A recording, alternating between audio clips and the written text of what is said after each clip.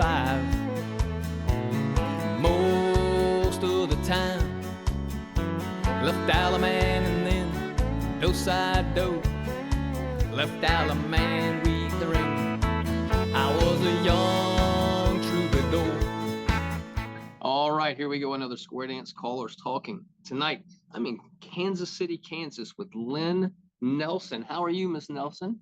I am fantastic. It is a pleasure to meet you. I say that now because we've never met. I had a lady, you said her name was Wilma, come up to me at Caller Lab this past year in South Carolina, and she said, I like your podcast, and there's somebody you need to talk to. And that's what brings us here. So how are you, ma'am? I'm great. I'm great. And I'm really thrilled that you've agreed to do this with me. I thought this kind of thing was only for the big boys No, and no. girls. And I'm Yeah. just a peon. So No, and and as we were talking before I started recording, it's really just to talk about you. Now, I do make a mistake every now. I'll jump in and start telling my stories, and I try and avoid that because people have heard them for the most part now. But it's about you and your life in square dancing and square dance calling and things like that, and anything else you want to talk about, really. So, we'll get going. So you go by Lynn, is that I correct? do. And I now, do. Kansas City, Kansas, kind of.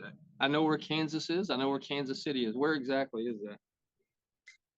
Well, until I moved here, I didn't realize that Kansas City, Missouri and Kansas City, Kansas were only divided by a river.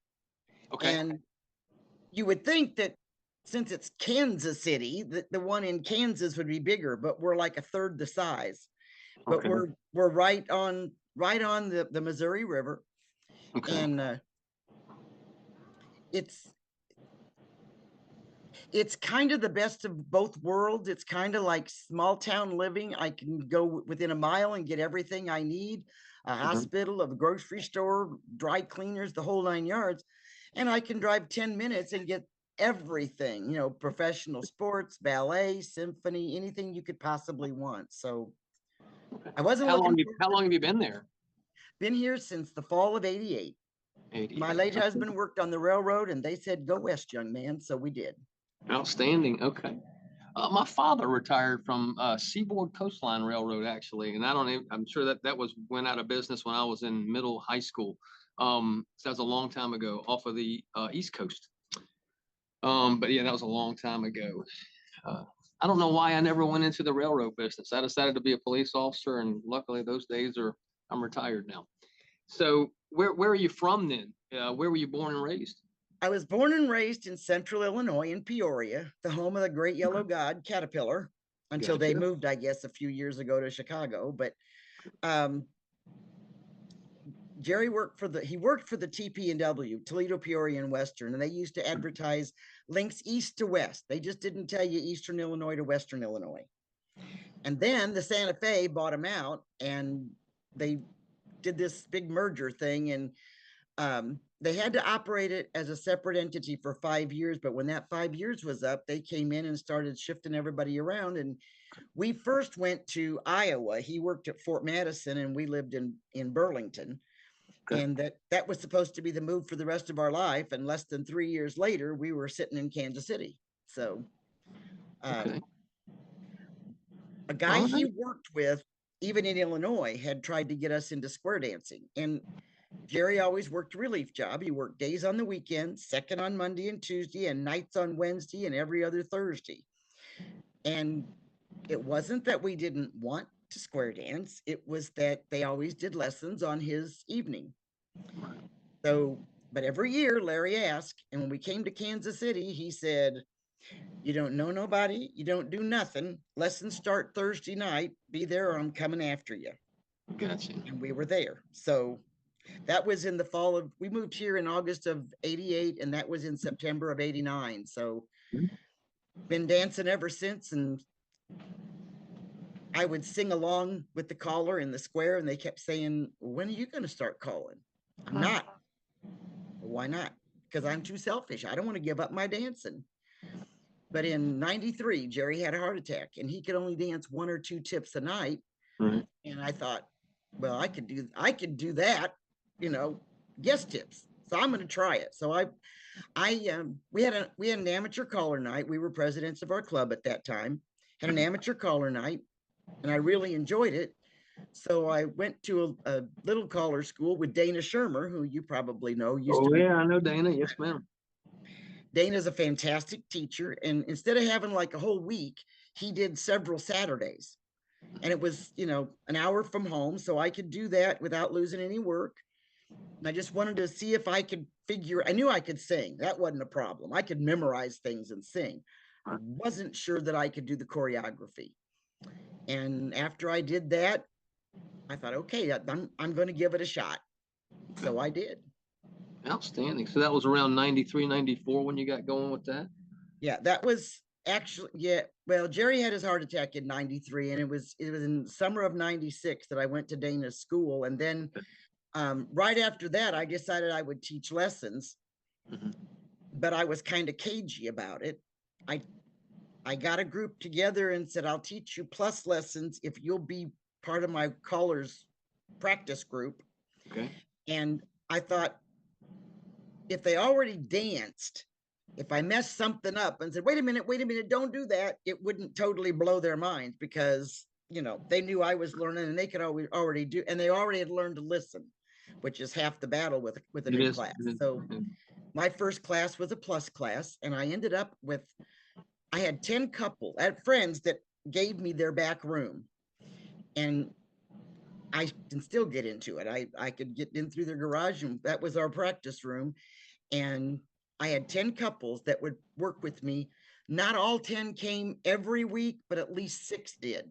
And they danced for me, and that nothing went to a dance that didn't get done in that room first. And I credit them with actually helping me progress. That's awesome. Every caller should get that. You're not kidding. And I early on, people told me, hey, you're not going to get better unless you teach a class. Because teaching, and I've realized it now because I've taught several. You get more out of the teaching classes than some of the dancers ever will. Exactly. As a caller, you know how to get to positions quicker. You know how to get them out of positions quicker, and so it made a big difference when I got a club. And when you have people, friends, couples that will come and help you, Yep. we had a group like that early on when I started. We would go to, we had some dancers, and there was about 4 of us trying to learn to call, and we would go to their house on a Sunday, and we'd have a square of dancers, and we'd get up there, and I wish there were recordings, because I can't imagine how bad the patter was, but but we were working and we were figuring it out. And I mean, that's great. That's a great part of the storytelling right there, what you're doing when you got people that will let you use a room in their house. You got dancers coming to you, because minus that, it feels like it's nearly impossible. I joked during COVID that I could not get any better because I was calling to my seat cushions on the sofa, and you're not going to get any better. You can work out stuff with checkers. I work checkers at least every other day. I do stuff on terminations every day, but if you don't have live people moving in front of you, it's different ball game. That's great. Go down in the basement. I had a little 75 sitting on my dryer, and I would go down in the basement and practice singing calls. And Jerry would say, I don't know why you don't practice your patter. I said, because if I call it and it doesn't work and I just keep practicing it, then when I get dancers and it doesn't work, I have to unlearn it. I'll just wait till I get my dancers, and I agree. You can't get timing. Even if you've got choreography, you can't get timing without bodies. And that's true. The timing, and when you see what some people will do on certain calls, how they move, it's easier to find out what flows together when you see body or don't do. Absolutely. And once you see the bodies flowing, you can say, hey, I like this call behind that call. If you don't see that, if you're just calling, that's great. So Dana Shermer was one of your first caller schools and all that. Any other mentors or anything like that kind of would talk to you about stuff, work out things with you? It took a long time. And both the guys that really helped me a lot are gone now, but Greg Edison, I would go to a lot of his. He was a lot of fun, and he was smooth, and I danced to him a lot anyway, but I got to where I went to all of his dances, and as many as I could, and we played a little game. He would try and do a right and left grand and hide it, no Alaman left first. And I tried to anticipate it. And he said it made him better trying to hide it from me. And I know it made me better trying to see it coming. And then about, oh gosh, I guess about 2003, we had a guy in town by the name of Norm Madison, and he had been calling for over 40 years. His nickname was Mr. Smooth. His choreography was Nice. so smooth. He called right through challenge. And they had, Jerry Junk and Tony O had started a caller school here in Kansas City at that time. Okay. I went to it in 90. When did I go to it?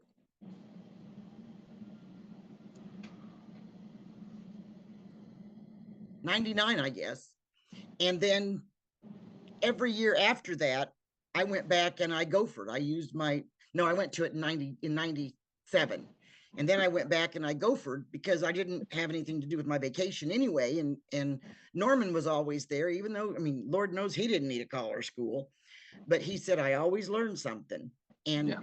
they sent us on an errand to do something. And as we were leaving, he said, would you like to work with me on music? I said, man, would I? And so I started working with him, and said, you got any questions? And I said, yeah, how do you change the figure in a singing call? Yep. Every time I ask somebody, they say, oh, any old 64 beat figure will work. And he looked at me and he said, well, not if you want it metered to the music. I said, well, thank you. So I started working with Norm, and I was with him. In fact, when I would call and talk to him, if his daughter happened to be there and answered the phone, she'd say, Dad, your other daughter's on the phone. And I went up there every week I worked in a medical office, and we closed at noon on Thursday. So I would leave, pick up lunch, and go up there, and we'd work on choreography all afternoon, I, after he passed away, if I was calling and something felt really, really good, when I finished that tip, I'd look up and think to myself, how's that, Norm? Because he really, but, and he was a guy, I don't know of anybody that ever had a negative thing to say about him as a person, as a caller, or as a businessman. Just nobody ever had a negative thought about Norm. So I was always felt I was really blessed to be able to work with him as long as I did. Absolutely. That's great. Yeah. Now, how high a level do you call? Plus. Plus? Okay. Fantastic. Yep. Yep. I'm at plus. I'm playing with the idea of trying to go to advanced, but I really like where I'm at right now with my clubs and everything. So I wanted to call advanced because when I went to caller school, they said you should be able to dance one level above what you call. And so I took advanced lessons, and halfway through I broke my foot. And then I took advanced lessons, and by that time Jerry had passed away, and I talked a guy into going through lessons with me, and halfway through he said, well, I'm going to finish lessons because I promised you I would, but I'm going to tell you right now, this isn't for me. I'm not enjoying it, and when we're through, I'm not going to dance it. Well, if you can't have a partner in advance, you may as well stay home. I agree. So I've tried several times to do that, and I just can't seem to get through advance. So if I can't dance it, I'm sure not going to try and call it. No, I agree. Yep. Dead on with that. Very nice. So So when you started messing with calling, deciding you wanted to be a caller around 93 and all that, when did you start doing your own dances? I called my very first dance March the 7th of 1997. Okay. And I called my second one on March the 8th. Where was it? The one that I called on the 8th, I was actually hired for first, but Okay. then the other one, the other club danced on Friday night. And so I called Friday and Saturday night. And it's probably a good thing because Friday night when I got there, I was a nervous wreck. I thought, what am I going to do if I mess this up? And then a friend of mine came in after the first tip, and I just relaxed and I thought, I'll be fine because if I mess this up, Ray can fix it. Now, what I thought he was going to do from the back of the room, I couldn't tell you, but it was enough that I relaxed, and the dance went great. And the next night, I went over to the other club, and nothing I did worked. We had 12 squares. They couldn't get through anything. I couldn't change a singing call figure, so I just had to change songs that I had planned and go to a figure that I knew they could get through. And on the way home, I told my husband, if this had been my first dance, I'd go home and throw the microphone away and I would quit if I hadn't called last night successfully. And he talked to a friend of ours over in Topeka, and he said, well, how many squares did she have to start with? Jerry said, 12. He said, how many squares did you end the dance with? He said, 10. He said, well, it wasn't her. He said, how do you know you weren't there? And he said, if it was her, you would have had 2 squares left on the floor instead of 2 squares that had left. Yep. So that was enough to encourage me to keep plugging along. Outstanding. You know, the only thing I can equate it to is because I listen to, I keep up with a lot of stand-up comedy, and they talk about, you know, you can go in one place one night and do your same material and it'll kill everybody. You know, they're just laughing. The next night you go in, do the same material, and maybe it's your timing, maybe it's your delivery, something else, and it just bombs. You know, you're just like, man, wow, this is not like last night. It has to do with you. It has to do with the dancers. It has to do with the hall that you're in. You know, so yeah, you have those bad nights. They're going to be out there, and I know I've got some more in me at some point. I don't know when they're Sure, I coming, do, but I just want to make sure it's not on a national or a color lab level when everybody else around me is watching. But you know, yeah, you're going to have down nights for sure. I tell you, one of the funniest things I've got right after COVID, I hadn't called in about a year and a half after COVID, and I started calling dances again. And, you know, it came back to me pretty well. I mean, I worked a lot during COVID trying to keep up with stuff. I could not remember the term coordinate to save my life. And for about, it seemed like about 3 months after I started calling dances, I would be in there, I'd call in plus, and I'm just do this, and touch a quarter. And you know, that one where you circulate once and a half, y'all do that one. And then the center six trade.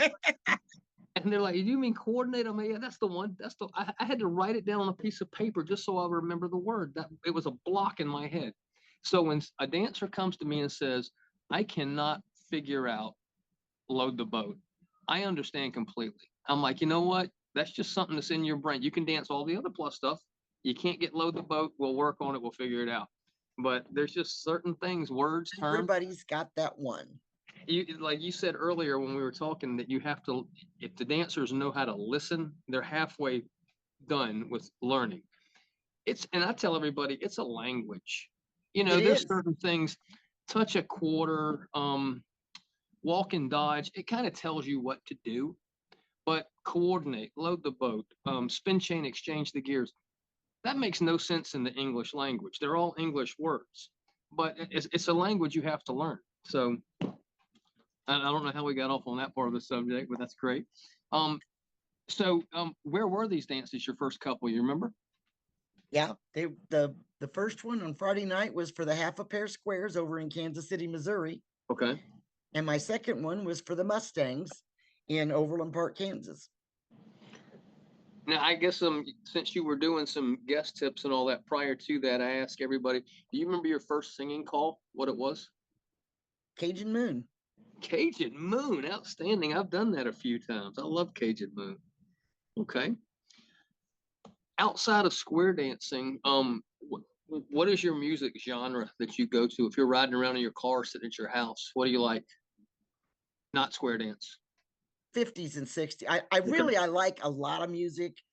I don't like hip hop. I don't like rap, but pretty much anything else. Every now and then, if I'm on a long trip, I'll work my way up serious. I'll go to the 40s, and then I'll go to the 50s, and then the 60s, and you know, I just even some of the 70s.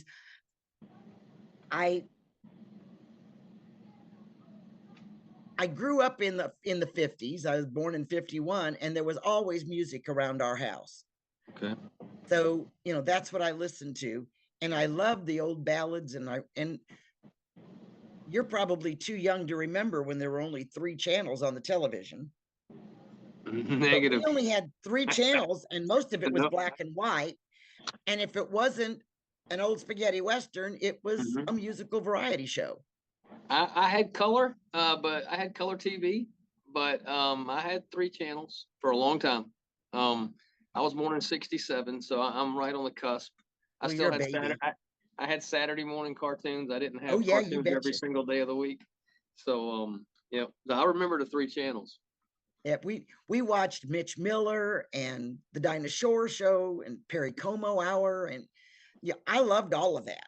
And so I a lot of times I can do that kind of stuff easier than I can do some of the more up to date stuff. Yeah. But Yeah, I'm not bragging about it, but I remember on, I think it was Friday nights or Saturday nights was Lawrence Welk hour. I would oh watch yeah, it at watch it at my grandparents' house. Yep.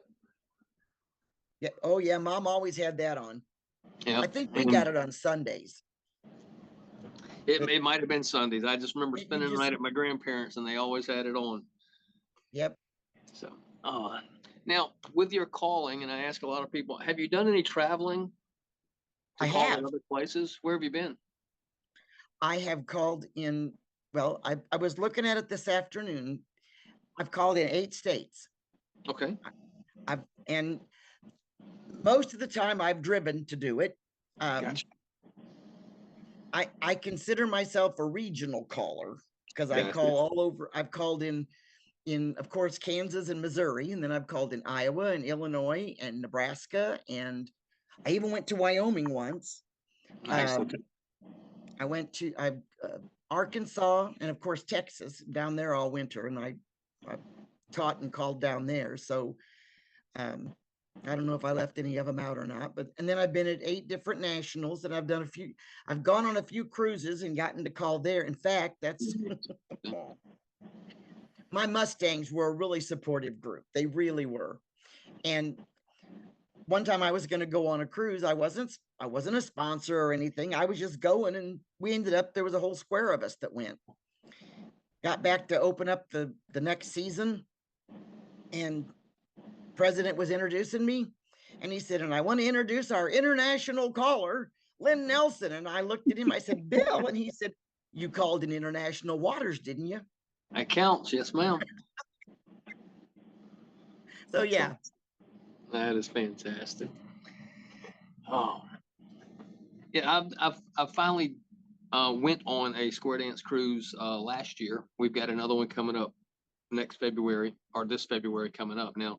Were you That's on that awesome. one in February with all the different guys? So was I. Yes. Were you? Yeah, Yeah, I was just dancing. Um, that's yeah, all I was doing. I wasn't on the staff. I went on that. And that was awesome. I loved it, and I thought, why haven't I done these before? And so we got off, and we contacted John Manning and said, put us on the list. We're going to go ahead and pay our deposit. We're going on the one in February out of Galveston coming up. So really looking forward to that.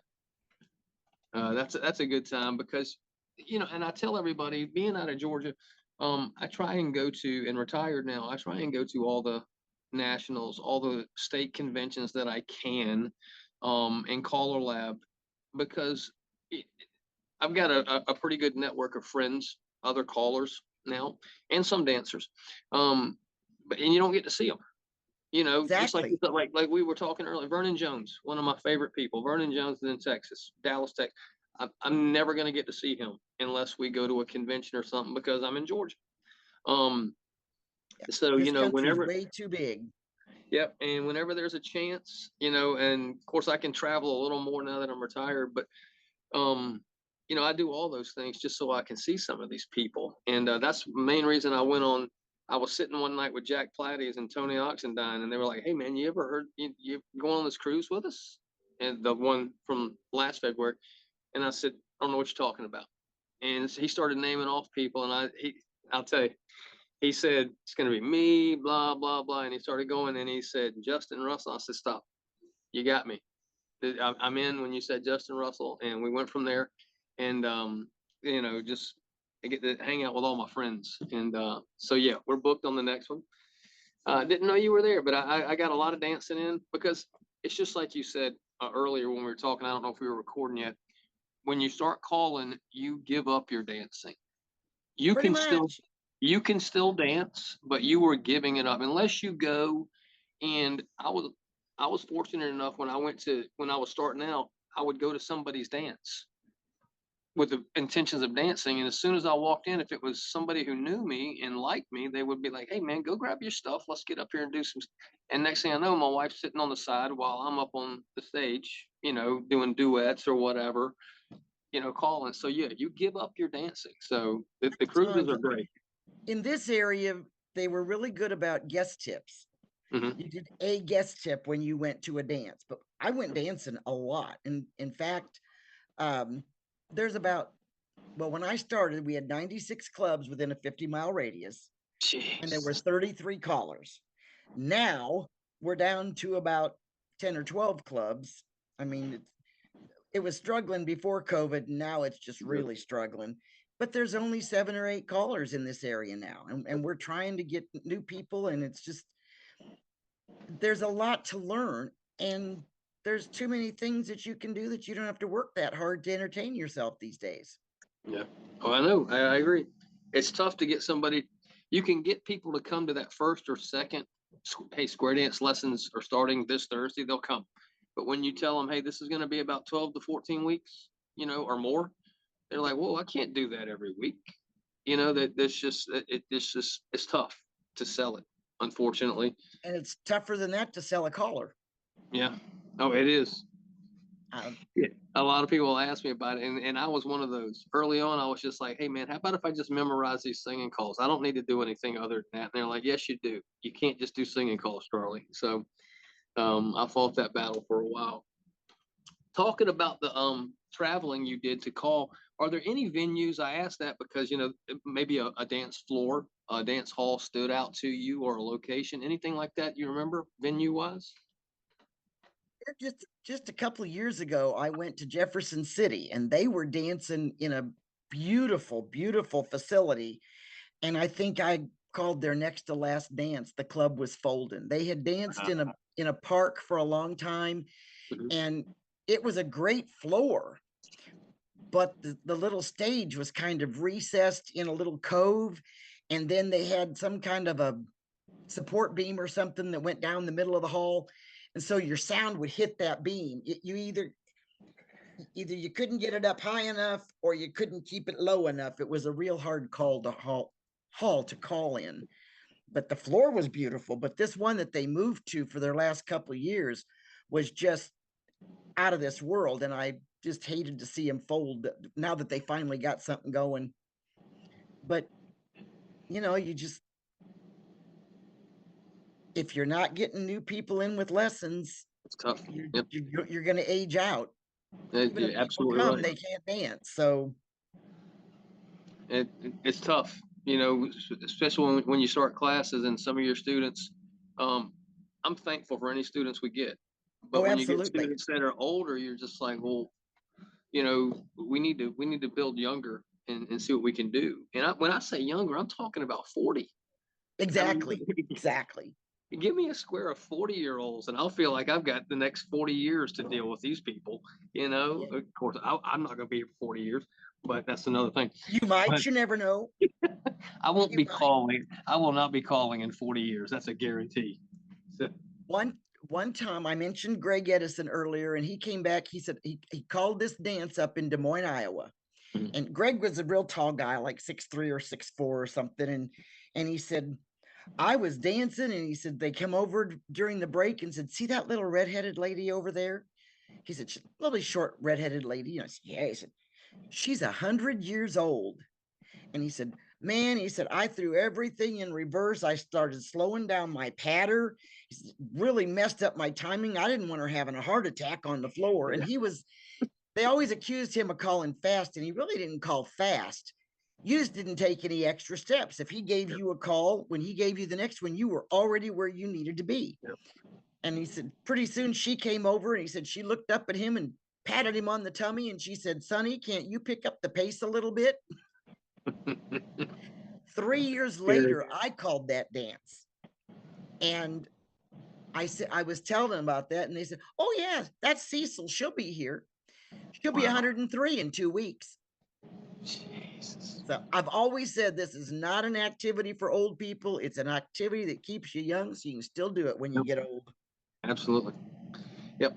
That, yeah, and I've told that just in general.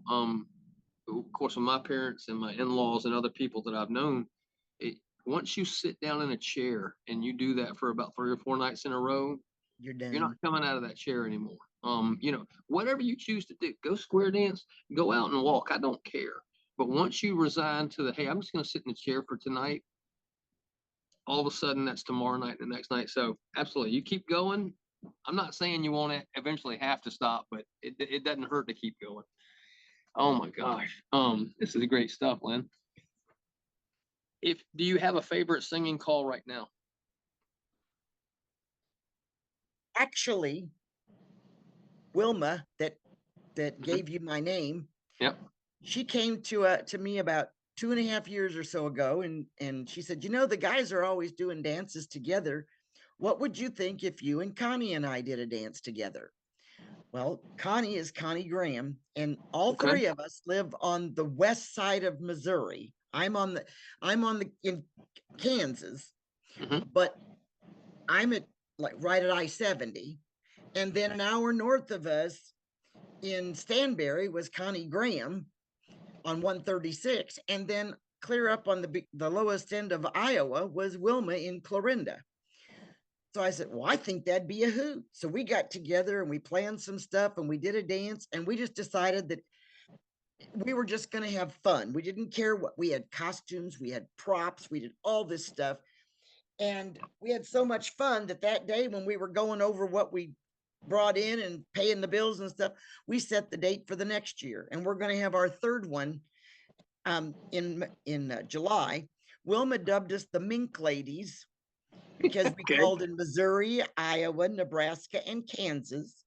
Right. And our first one, we asked a friend of ours to introduce us because all ladies, female announcer, she dubbed it a Minktacular. And we kind of like that, so we've kept it. But we do whatever Lola wants, Lola gets, Nice. Okay, I know it. and we have a ball. There's a lot of them that we do and we have fun with, but that one, we usually go out and grab some unsuspecting soul and bring them up on stage and set them in a chair, and Oh, that's awesome. we just have a good time with it. We just, It's great. The wink ladies, I like that. yeah, they never know who, and we try not to get one that's even been to one of our dances that we've done that song, so he doesn't know what's coming. So Oh my gosh, that's my awesome. biggest regret is that the Mink Ladies didn't come about 20 years ago, because we've had so much fun and we don't have 20 years left. None of Yeah. us. So And that, when I hear stories, when I'm sitting around with other callers that have been calling for a really long time, and they're telling me these stories about, you know, yeah, it was a down night. We had like 23 squares. I'm like, are you kidding me? yeah, Some of the stories you hear about the crowds and the conventions where you've got a hall with 100 squares. I'm like, what? You yeah, know, where typically in this area, the Georgia area, 6 squares is phenomenal. If you get six, typically if somebody hires me or my clubs, now I've got a club in South Carolina. We dance typically 6 squares, and that's usually 5 squares of members and one of visitors that show up. But on average, it's two or three, which is still nice. It's a lot easier to maintain a handle on the floor when I'm only looking at 3 squares. I'll tell you that. I don't have to worry about that square in the back that I can hardly see because that's not there. There's only three of them. But that's great.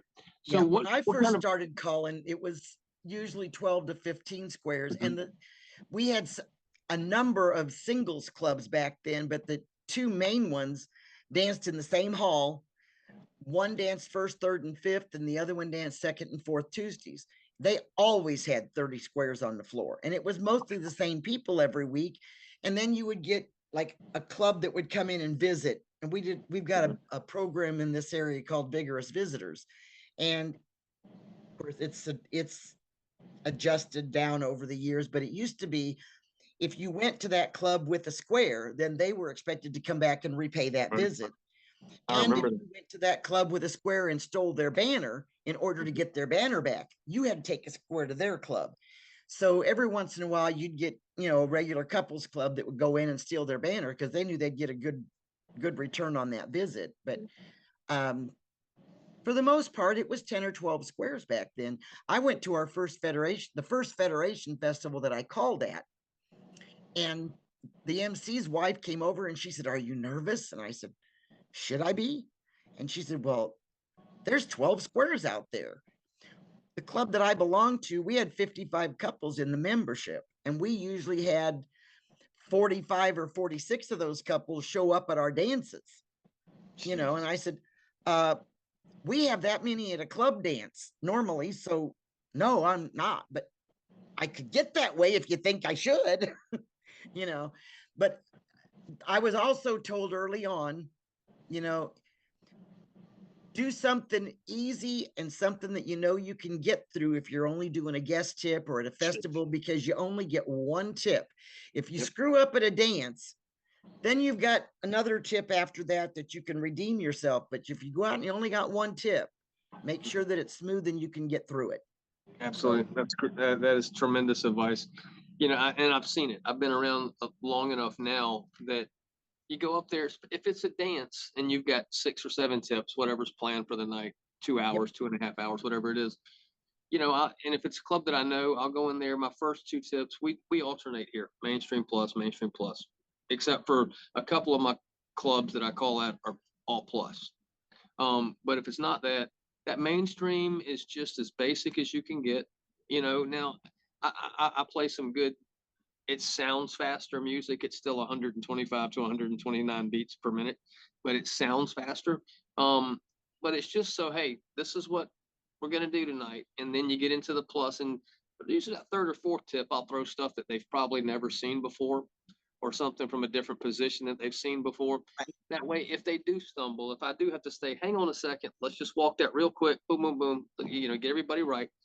And then you've got 2 more tips at the end of the dance to flow and make everything good again. You can't take that third tip into a guest tip and be like, hey, let's stop a minute and do a workshop real quick. It's not your dance. It's not the place to do it. I have seen that done. And Exactly. especially if I just happen to be dancing at a dance, I'm like, come on, just hit me with some easy mainstream with a tremendous singing call, and we'll go from there. Exactly. So that's awesome. Oh, what do you so besides your you said it was July when you have the Mink Ladies dance coming up? Yes. What July do you have 13th. any other plans, any kind of traveling, any kind of conventions or anything coming up this year you want to talk about? Well, the Kansas State Convention is coming up the 6th and 7th of June, and Okay. we'll be down there. I've always gone to Kansas State and Missouri State, being here on the border. I live in Kansas. My club's in Missouri, and the Mustangs were in Kansas, so I've gone both directions. So that's in June. In October, we'll go to the Missouri State, which is going to be down in Cape Girardeau this year. Okay. And it's a long way, but those people come a long way to come up here to us. Sure. So the road runs both directions. The Mink Ladies are trying to get me to go to Iowa State next year. I've never been to that one, but I'm probably going to do that just because we'll get an opportunity to call together, and we have so much fun. But my current partner and I go to Texas, South Texas, every winter. I won't leave before Christmas because I have Christmas with my kids and my grandkids and my great grandkids. And then Christmas night, my club dances. And we dance the second Friday, but in December we change that to Christmas night because December is a busy month. But by Christmas night, everything's over. I mean, you can't even go to church on Christmas morning because they do that Christmas Eve. That's great. Yep. Very And nice. so we usually have 4 or 5 squares that night. And then I come home and unload the car and reload the car. And we get up bright and early the next morning and head for Texas. And we stay down there until just in time to come home for the March dance. So that's awesome. Yep. Well, all of those states that you just mentioned, I've never been to their conventions, and that's kind of one of my goals. I'd like to hit all of them before I'm done calling. This year I'm going to Indiana.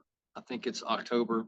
It's end of the year. I understand they have a fantastic convention. I've never been there. I'm certainly looking forward to it. I'm good friends with Teresa Berger with Caller Lab, and She's a sweetheart. Yeah, she called me and we were talking, and I said, "When is Indiana's convention?" She told me. I'm like, "You count me in. I'm coming up there for that."